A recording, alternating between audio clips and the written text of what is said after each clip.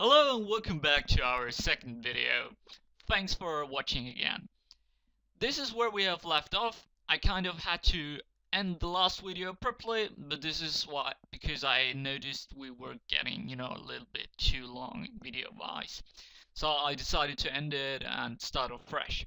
I hope you had a break, drank a coffee. Now we're ready to do a little work. As I said, this is where we left off last time.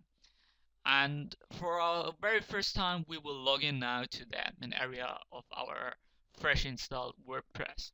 To do so, we can simply click on this link. But as we will not have this site always open, the way to get to the admin area is by typing in yourdomain.com followed by /wp-admin. So in my case, it will be appsunlimited.info/wp-admin. So without further ado, I simply click on the link,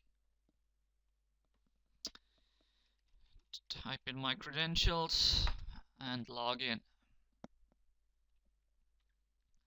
Now this is the backend of your WordPress. Basically from here you can control everything. With pages you can add new pages, type in some text, add some pictures. Appearance, you can change the theme, the basic look of your website, and with plugins you can install great features for your website with a few simple mouse clicks and not writing like lots of ridiculous complex code, because basically other people have done it for you. Now because I have already installed this many times for other videos, you do not see it here, but for you maybe you have a red color behind updates. So what you're going to do is click on updates, and here for me it says everything is updated, but you might see this and that needs some updates. So what you're going to do is simply check select all and then click on update. It's very important to keep everything up to date, so it really is going to work. After you've done that, this number should disappear. You should see some text saying okay, everything's been updated. Now when everything is up to date, we're gonna change one important setting. So we click on, or we hover over settings, and then we click on permalinks. Now this is also already checked in for me. It may be for you too with the new versions, but make sure that at permalink settings post name is selected. What this is going to do is basically make Google love you. It's good for your search engine optimization. So instead of having some ugly links as this question mark p whatever, if you have, let's say, a contact us page, it will be your domain /contact us. If you have about us, it will be /about us, and so on. I guess you get the idea. So make sure this is selected and then click on save changes. Obviously I do not have to do that. The next thing we are going to do is install the theme we are going to work with. So to do that, we click on appearance and themes.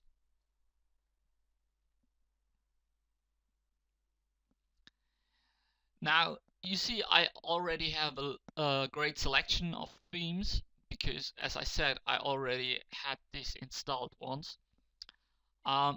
You will have 2 or 3. What you're not going to have is this one. So in order to get that, you are going to click on this plus sign, add new theme,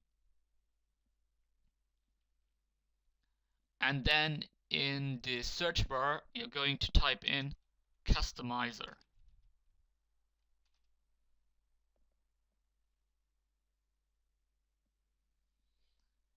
So here in my case it says already installed, but for example this one is not. So you will have an install button and you're gonna click on it. And to show you how the process is going to look like, I simply install that one. So you're gonna do it for Customizr and make sure it is spelled correctly. And to show it on this video, I'm gonna do it for that one. So you click on install, and then it says downloading the install package and so on. So basically what is happening in the background is it's like installing a software on your computer, but instead as on your computer, it's going to be installed on the server. Remember this specific computer that has your website on it? So there will be some files uploaded to its hard drive, and then some installation software is going to run, and then basically it is done. And when you're finished, you're going to click activate. But as I do not want this theme, I'm quickly going back to the theme editor and clicking on activate. So you will see this one then too after you've installed it, and then you click on activate. And now when you just open up a new tab and go to your domain, this is the pre-installed theme as it looks like, and basically this is the front end, what your end users are going to see. And when I now hit the refresh button, this is what we're going to see now. In my opinion, that looks a lot better. But of course we are not finished yet. So this is the basic structure, and we can do a lot of editing. So let's go back to our backend. And what we're going to do in this video is going to add some pages to have like a basic structure for our website. Every website consists of pages. Pages, you can think of it as a book, like your whole website is the book, and every single page is a page, of course. So we click on all pages, and I mean, you've seen that on other websites. Every website normally has a home page, an about us page, a contact page, and then depending on its nature, product, services, whatever. So if you want to add a new page, we simply click on add new. So even if you would not have seen this tutorial, you might have guessed to click on add new. You can see this software is like, you know, like really intuitive. So we call that one home for home page, and we give it some dummy text. This is some dummy text, whatever. And now let me show you what you can do with this text, because obviously you will, you know, type in some meaningful text for your sites. You have here a toolbar pretty similar to the one in Microsoft Word. And you can also extend it. If you click on this one, then you have some more option. And I'm not gonna go through every like option here, but it's pretty intuitive.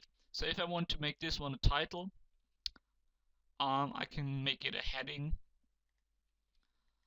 Let's make some new text. This is another dummy text. Text, not test. Rather test for my spelling. Then we can make it bold and italic. We can make a quote. This is a quote. Select it and make it like that. Okay. And more important, what you normally would not use in Word is, for example, a link.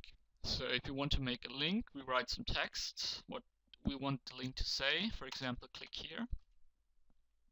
Then we highlight it again, and then we click on this link or chain symbol. And then we can decide where we want this link to go. For example, we can make it an external URL, like google.com. You can also give it a title like Google, but this is not necessary.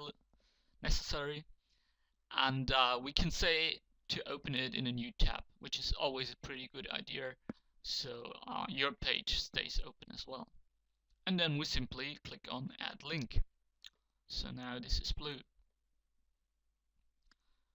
And Last but not least, if we want to add a picture, we simply click on Add Media here. Now we need to select a file. I already preloaded some files from my last holiday, so we don't have any copyright issues here. Just take the Sydney Opera House.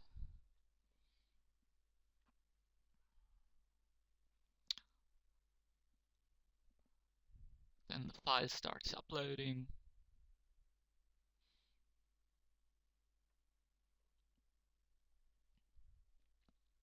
And when it's done, we can, type in some settings here. You actually should get used to do that, because this is also to make Google love you for search engine optimization reasons. So we can call it Sydney Opera House. Alternative text is for if for some reason the picture cannot be shown, so it will display the text, and so on and so on. Then you click on Insert into Page, and then we will soon see it here appear. Come on, here it is. Now the great feature in the new WordPress installation is we can actually in this visual editor edit this picture. So we simply click on it, and then you can see we have these drag handles at the outside. So if I simply click on one, I can resize the picture on the fly. Now it is bigger. Also a great feature is if I were to insert this picture here at the beginning, click on Add Media again. Now what you also see, this place is not empty anymore. After you've uploaded a file, you can reuse it. And what I do now is here at Alignment, I click on Left and click Insert into Page. And it takes a while because my internet connection is so slow. Apologize for that. Come on. And now you see this picture is on the left, and the text can go around it. So if I just type in some random text,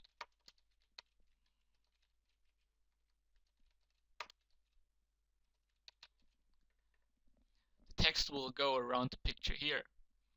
And if I want to change that setting, I simply can click on the picture again, and then click on this pencil, which is basically to edit the options. And on the Align option, I click None again, and I click on Update, and the picture will appear above the text, like that. Now when we're done, when we like what we've done to the page, we can save our draft, which is pretty basically also done automatically, but it's never a bad idea. And you have to notice when it's saved, it's not also visible for the rest of the people, only when you click on Publish. So I need to wait until it is saved. Oh, come on. Today the internet connection is really slow, I apologize for that. Now I click the Publish button.